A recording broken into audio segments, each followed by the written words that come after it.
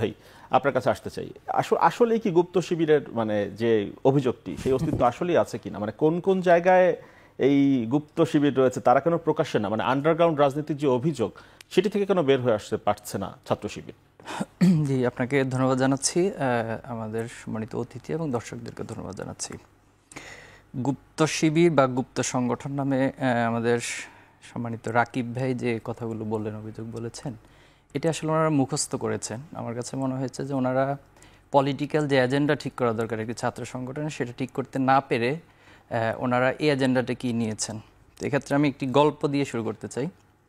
আমি যখন first time ঢাকায় এসেছি, তো একবার সদরঘাট থেকে মিরপুর যাচ্ছিলাম। আপনি জানেন যে ফার্ম গেট এলাকায় ওই যারা হচ্ছে ছিনতাইকারী, এদের একটা চক্র থাকে। আপনাদের অভিজ্ঞতা থাকতে পারে, রাকিব ভাইয়ের ভালো অভিজ্ঞতা থাকতে পারে এই বিষয়ে। তো সেখানে যখন গিয়েছি, জানলার পাশ থেকে মোবাইল টান দেওয়া হয়। তো টান দেওয়ার পর দেখা গেছে যে বাহিরে এবং ভিতরে, অর্থাৎ গাড়ির ভিতর থেকেও একটা গ্রুপ এই চোর চোর ছিনতাইকারী বলে চিৎকার দিয়ে ওঠে। তো দেখা গেল পরে যারা ভিতর থেকে চিৎকার দেয় তারাও ছিনতাইকারী, যে মোবাইল নিয়ে গেছে সেও ছিনতাইকারী, তার আশপাশে যারা থাকে সবাই ছিনতাইকারী। তো রাকিব ভাইয়ের গল্পটা মানে গুপ্ত বলাটা আমার কাছে কেন জানি সেটার সাথে বেশ সিমিলার মনে হয়, যে গুপ্ত গুপ্ত। এখন আসেন আমি যদি রাকিব ভাইকে প্রশ্ন করি যে গত 15 বছর ওনাদের কাউন্সিল কতটি হয়েছে, কতটিতে কমিটি আছে, ইভেন এই 5ই আগস্টের পরে যে বাংলাদেশ, এখানে তো ওনারা কাউন্সিল দিতে পেরেছেন। আমি ওনাকে প্রশ্ন করতে জানি কতটি শাখায় কাউন্সিল দিতে পেরেছেন। ছাত্র শিবির মতো একটি সংগঠন, আমরা সোহরাওয়ার্দী উদ্যানে আমাদের সদস্য সম্মেলন করেছি ডিসেম্বর 31 তারিখ।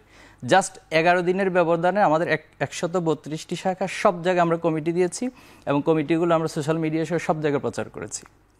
এরপরে আসেন আপনি যদি কার্যক্রমের দিক থেকে আসেন, যে ছাত্র শিবির একটা সায়েন্স ফেস্ট করেছে, এটা তো আলহামদুলিল্লাহ গোপনেই করেছি আমরা, ঠিক না? আপনারাও দেখেননি মিডিয়াতে, রাইট?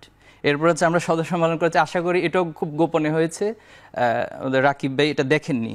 আমরা আমাদের বইমেলা স্টল আছে, আশা করি রাকিব ভাই সেটাও দেখছেন না, এটা ওনার চোখে আসে না। এরপরে আমরা ঢাকা ইউনিভার্সিটিতে ফ্রি মেডিকেল ক্যাম্প করেছি, প্রত্যেকটা হলে হলে সকল ছাত্ররা দেখেছে, শিক্ষার্থীরা দেখেছে, সবাই দেখেছে, সারা বাংলাদেশ সবাই দেখেছে, কিন্তু আমার রাকিব ভাই দেখেন না। এরপর হচ্ছে আমি একটু শেষ করবো প্লিজ, যেহেতু ইস্যুটা হচ্ছে এবং এটা আশা করি সলভ হয়ে যাবে আজকের পরে। যদি রাকিব ভাই এরপরে এই প্রসঙ্গটা আনে, তাহলে রাকিব ভাইকে আমি ওই চোরের গল্পের বাহিরে আসলে কোনোটাই আমি স্বীকৃতি দিতে পারবো না, সে চোরের গল্পটার মধ্যে আমাকে থাকতে হবে রাকিব ভাইকে নিয়ে।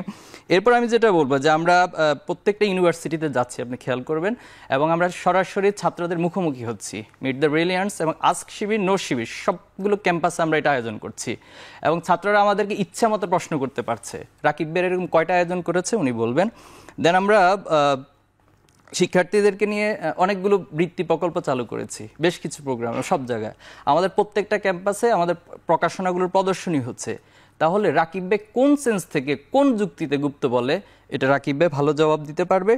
তবে ওনাদের যে রাজনীতি, ওনারা যেটা রাজনীতি করছেন, ওনারা আসলে গঠনমূলক রাজনীতির মধ্যে নেই। ওনারা হচ্ছে এক ধরনের আগের মতো দখলদারিত্ব এবং ফ্যাসিবাদ কায়েমের যে রাজনীতি, সেদিকে ধাবিত হচ্ছে। এবং আমরা ওনাদেরকে বারবার বোঝানোর চেষ্টা করেছি, 5ই আগস্টের পরে ওনাদের সাথে সাক্ষাৎ করে বুঝিয়েছি এবং আমরা ইনডিরেক্টলি অনেকভাবে কৌশলে মেসেজগুলো দেওয়ার চেষ্টা করেছি। দেখুন, 5ই আগস্টের আগের রাজনীতি আর পরের রাজনীতি এক না, আপনারা আসুন, ভালো ধারায় আসুন, আমরা আপনাদেরকে সহযোগিতা করবো, আমরা মিলেমিশে রাজনীতি করি। এবং ছাত্র রাজনীতির প্রতি যে একটা তিক্ততা জন্ম নিয়েছে, একটা ট্রমা জন্ম নিয়েছে, এটা যদি আমরা ঐক্যবদ্ধভাবে কাজ না করি সেটা দূর হবে না। আমাদের রাকিব ভাই গতকাল ওনাদের ছাত্র সংগঠন যে কাজটা করলো কুয়েটে, সেটা তো সারা মানে আমরা মিডিয়াতে সবাই দেখেছি স্পষ্ট, সেখানে ছাত্র দল কিভাবে সেটার সাথে যুক্ত ছিল এবং যুব দলের কারা সেটা, এবং আলহামদুলিল্লাহ রাকিব ভাই খুব শুরুতে স্বীকার করে নিয়েছেন যে যুব দল এবং স্থানীয় বিএনপি তারা সেখানে যুক্ত ছিল এবং তাদের হাতে দেশীয় অস্ত্র ছিল, এটা ফুটেজে সবাই দেখেছে।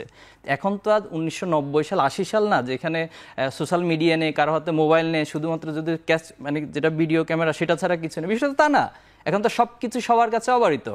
তো এরপরও রাকিব ভাইয়ের এই লজিকটা আসলে কোনো যুক্তি আমি মানতে পারছি না এবং আশা করি আজকের দিনের পরে রাকিব ভাই এই সমস্ত শব্দ আর ব্যবহার করবে না। আর ওপেন সংগঠন হিসেবে উনি আমাকে এই উত্তরটা অবশ্যই দিতে হবে যে গত 15 বছর ওনাদের কাউন্সিল এবং ওনাদের কার্যক্রম কি ছিল, আর এই 6 মাসে ওনাদের কাউন্সিল এবং কি কি কার্যক্রম ওনারা করেছে, এই জাস্ট এই দুইটা বিষয় বললে আমরা ওপেন সংগঠনের সংজ্ঞাটা আশা করি আজকে ক্লিয়ার হয়ে যাবে।